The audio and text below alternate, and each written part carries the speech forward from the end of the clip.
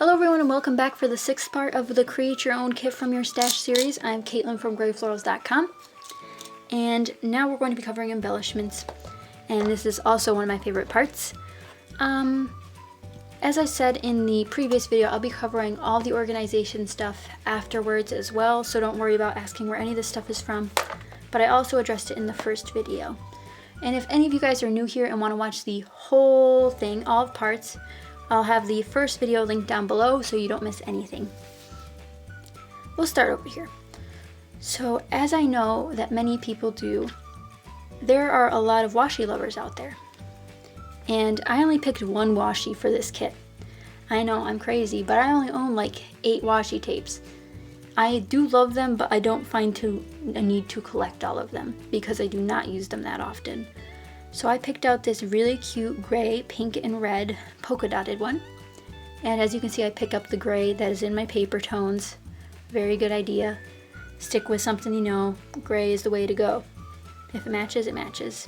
It doesn't have to be an exact match, just the same color family. So gray, gray, gray, all the grays. Got it. As for washi tape, I suppose you could pick 2 or 3 out for your kit. I'm not going to stop you, but I hope you get to use it as much as you'd like. Because if you have too many options, you won't use it nearly as much. So I picked out this one because this is one of my favorites, and I can't wait to use it on some of the pages that I want to make. Next is this little jar of buttons. I love buttons. They're just so nice. These are all different sized buttons, and they came in this cute little button jar. These are from Michaels, in case you're wondering. And I'm just going to use, they're all the same shade, but I just hope to use some of these buttons on my layouts, maybe finish the container. This container's so cute though, isn't it? It's got a little button top. I wish I could probably use this as a button. Who knew? There, that's good.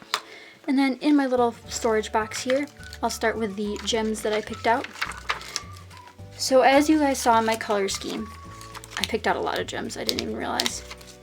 As you can see, you don't realize how much stuff you pick out until you gather it all together, but that's okay. So I picked out some red, blue, and green. Well, they came on one sheet, so I had to pick them all, but I picked out these ones because I thought they'd be a great addition for the floral paper. My paper has reds, blues, and greens in it, so this is a perfect set to use on my kits. And I don't plan on using all of these gems because there are way too many, but I do hope to finish some of these sheets. Like this one only has two pink ones, if you can see them right there. By Kane Company, in case you're wondering. But this pink also picks up on the pink in the floral paper over here, so great news.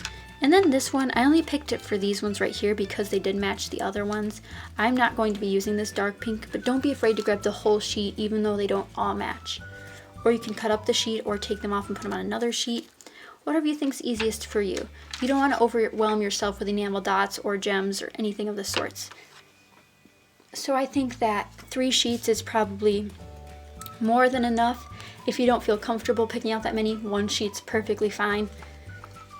I knew that I also wanted some gold ones in there too because of all the gold that I picked out in my stickers. So I had this gold sheet also from Michaels in there. And now the fun part. Picking out die cuts and such. So in this bin I have the wood veneers that I picked out, the chipboard pieces I picked out, and all the die cuts I picked out. Now as you can see, it's not that much. I didn't pick out a whole ton. I guess I picked out a ton. I'm not sure what a ton is considered in a kit. But I'll show you what I picked out, and then you'll realize like the quantity, I suppose. So I have these 2 chipboard pieces from Dear Lizzie. I can't remember the collection, but the Dear Lizzie. And then these 4 pieces are from a Chamel die cut pack. So some flowers. I thought flowers. I could use these on a sheet other than this paper, other than the floral paper here. But still, you don't have to be afraid to, like clearly these flowers are not drawn in the same pattern, style, or anything of the means. But that doesn't mean that the colors won't work well with the rest of your kit. So don't be afraid if it doesn't match one paper in your kit. If it matches the overall aspect of your kit, you'll be well off. I'll jump to the wood veneers next because they're kind of right here. So I picked out 3 pieces. This one is from Michaels. It was like 36 cents, and I hope to use it on a cute spring layout. Because if you didn't notice, I picked out a lot of spring colors in my papers, so hopefully get some cute spring layouts done. Next I picked out this little speech bubble and this hello in script font from the Basic Gray. It was a little pack from Tuesday Morning by Basic Gray. So really cute. This one would be great for a title piece, and this one would be great either just as a circle, I can cut it off, or as another place to put a title. So we'll see how that ends up. Then I also picked up these two little page flags, well, they're like toothpick flags by Basic Gray, and they are from the Notes and Things collection. So there's these two little guys. Also I picked up some pink and some white, and then some light green and white, trying to match up to the color theme of my kit. And as you can see, these don't necessarily matchy to the flowers here, but they don't clash either. So really we're just looking to avoid clashing of any sorts. Next I have this laser cut wood piece from Michaels, just a pretty flower. Also hoping to use this on a spring layout. Then I have, let's see, 2 more chipboard pieces. This one is from a Project Life kit, and it's just a little speech bubble with lines to write some journaling on. This is by Heidi Swap, and then I also have this little chipboard heart, which I think is actually from the Dear Lizzie, but it was in my junk plate over here. And if you don't know what I'm talking about or don't watch my videos regularly, I have this cute little plate full of the junk that I don't end up using on a layout, and so I can pull from it later. So I have this little heart, and then I have these cute flower die cuts. You just actually saw a bunch more of them in my junk plate. So I picked out these 3 for my layouts. All springtime colors. They don't all match together, but they match the kit. So that's what we're going for here. And I'll also have a process video for most of the kits I make with most of the layouts I make with my kit.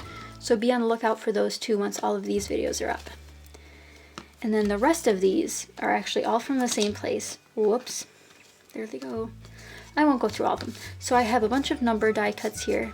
Very cute. And then a bunch of gold die cuts here. And a paisley.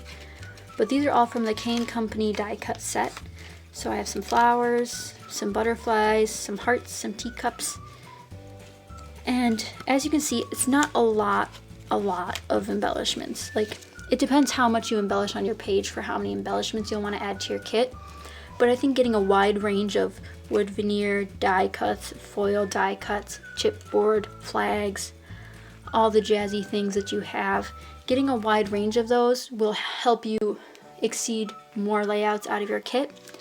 Because if you have all just die cuts, I don't know if you'll really be happy with the choices that you left yourself. So like getting some dimension, maybe some 3D stickers if you have any. But like my gems add some dimension. Enamel dots are a nice thing to add. I don't have any. Paper clips are a nice thing to add. Metal elements, also things I don't have. There's a lot of choices here, so don't think you just have to get wood veneers, die cuts, and chipboard. You can go crazy with different choices. But I think this is a nice selection. Several layouts can be made from all of this. You don't want to leave yourself too much or give yourself too little, because you'll be pretty upset with yourself if you kill the kit before, or kill the embellishments before you kill the paper, because usually it's the other way around. Sometimes. I guess it depends who you are.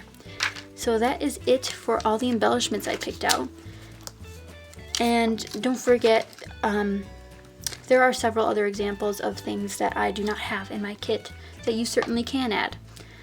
Like I said before, you can use, like in my junk drawer, my junk plate. I have these clear pieces. I have things I've punched out. You can just grab these butterflies, for example. But these are things like little things I plan to add on to my layouts if I think it's necessary. I'm hoping I can get by with just what I have, but a punch is never too far away, so you can always resort to that if you need to, if you can't find anything for your layouts. So that's it for this part of the series. I'll meet you for part 6, and I will be showing you how I organized my whole entire kit and my other kits. So I hope you guys enjoyed this part, and I'll see you guys at the next part soon. Thank you so much for watching.